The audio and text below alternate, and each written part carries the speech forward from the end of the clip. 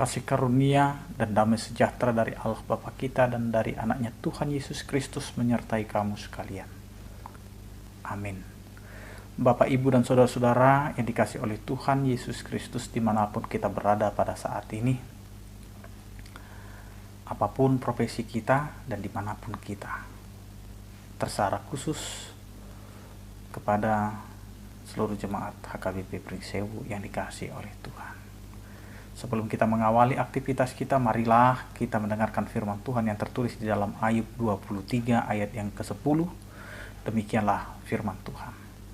Karena ia tahu jalan hidupku, seandainya ia menguji aku akan timbul seperti emas. Demikian firman Tuhan. Teruji di dalam iman dan pengalaman. Bapak, Ibu, dan saudara-saudara yang dikasih oleh Tuhan kita Yesus Kristus, di dalam perjalanan kehidupan kita, kita sering tidak memahami apa yang sedang Tuhan rancangkan dalam kehidupan kita. Baik itu dalam situasi sulit atau situasi yang sedang mengalami sukacita. Terkadang kita hanya melihat rancangan Tuhan itu adalah rancangan yang indah, yaitu hanya keuntungan, kebaikan di dalam kehidupan kita. Bahkan kita tidak pernah mau menerima jika kita hidup di dalam suatu penderitaan atau masuk ke dalam fase yang tidak pernah kita ketahui, yaitu penderitaan, kesedihan, duka cita, dan lain sebagainya. Kita tidak menerima itu menjadi berkat. Bahkan kita akan melihat itu sebagai malapetaka atau musibah dalam kehidupan kita.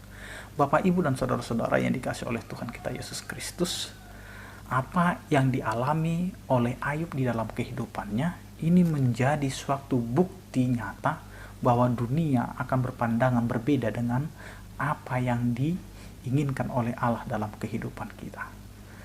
Allah memakai setiap situasi itu untuk kemuliaan bagi namanya.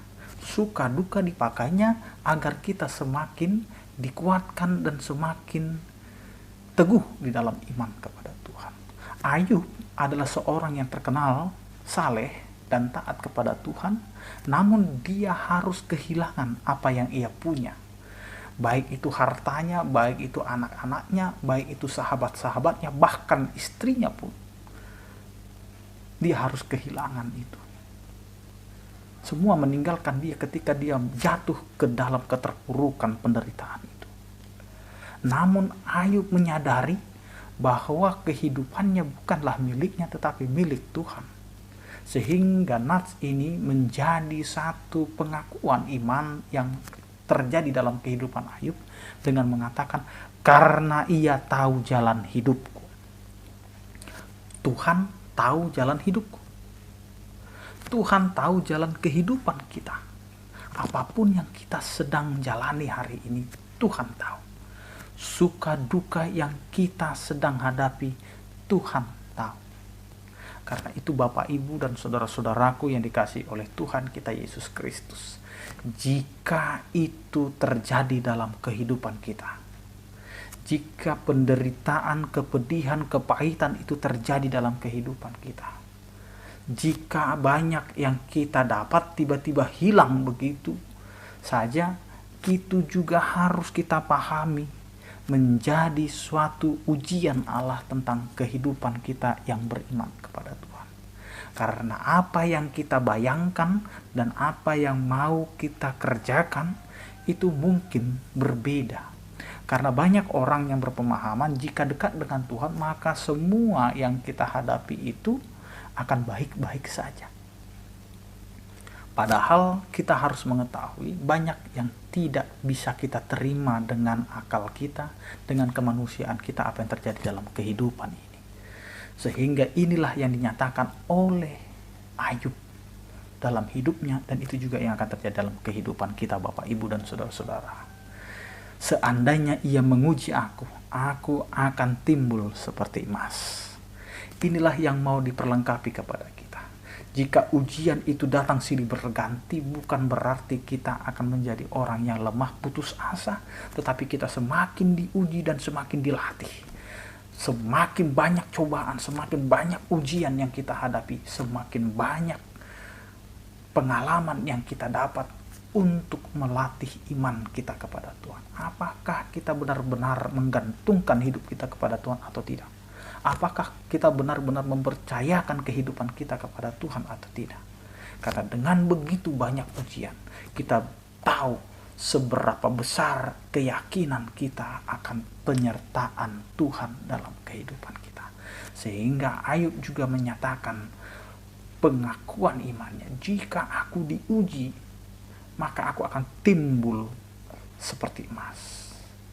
Jadi semakin besar ujian itu, maka hidup iman kita akan semakin tertempa dan semakin dimurnikan, sehingga kita akan muncul seperti emas murni.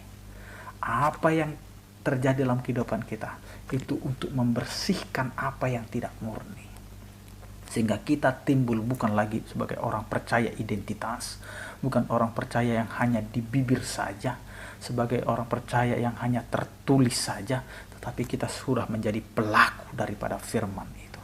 Karena itu Bapak, Ibu, dan saudara-saudara, kita adalah orang yang beriman murni seperti emas, bukan imitasi.